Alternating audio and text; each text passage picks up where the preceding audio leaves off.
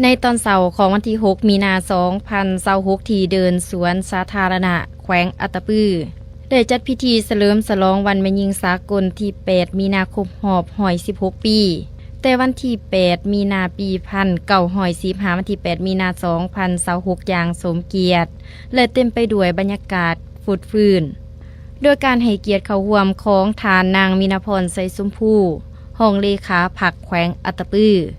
มีฐานนางจันเพชรจันทมาศกรรมการพรรคแขวงประธานสาพันธ์แม่หญิงแขวงอัตตปือพร้อมด้วยการนำภาคส่วนต่างๆและเอ่ยน้องแม่หญิงทั่วแขวงเข้าร่วมอย่างพร้อมเพรียงในพิธีทานนางจันเพชรจันทมาศได้ขึ้นผ่านบทสรุปการเคลื่อนไหวเวียกงานและผลงานเด่นของสาพันธ์แม่หญิงแขวงในระยะผ่านมา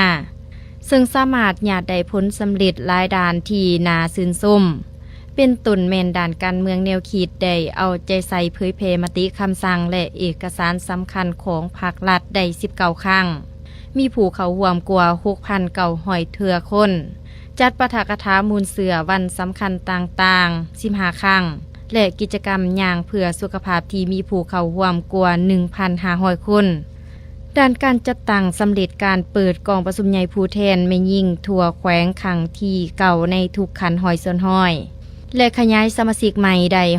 176 คนได้ลงโฆษณาหากฎหมายที่เกี่ยวข้องกับแม่หญิงและเด็กและปลุกระดมต้านการใส่ความหุนแห้งในหลาย10บ้านทั่วแขวงปัจจุบันมีกลุ่มทุนช่วยเหลือแม่หญิงคันบาน20กลุ่มมีเงินฝากประหยัดรวมกว่า409ล้านกีบและได้ปล่อยสินเชื่อเพื่อพัฒนาครอบครัวให้แก่37ครอบครัวขบวนการแข่งขัน 3D ผ่านการประเมินตัวจริงสามารถสร้างครอบครัว 3D ได้ทั้งหมด 3,601 ครอบครัวในโอกาสอันสง่าราศีทานนางมินาพรไสสมภูได้ขึ้นกล่าวศูนย์ทรพจน์โดยได้ยกให้เห็นถึงประวัติความเป็นมาและความหมายความสำคัญของวันแม่หญิงสากลพร้อมทั้งยองยอสมเสยบทบาทของแม่หญิงแขวงอัตตปือที่ได้ประกอบส่วนอย่างต่างหน้า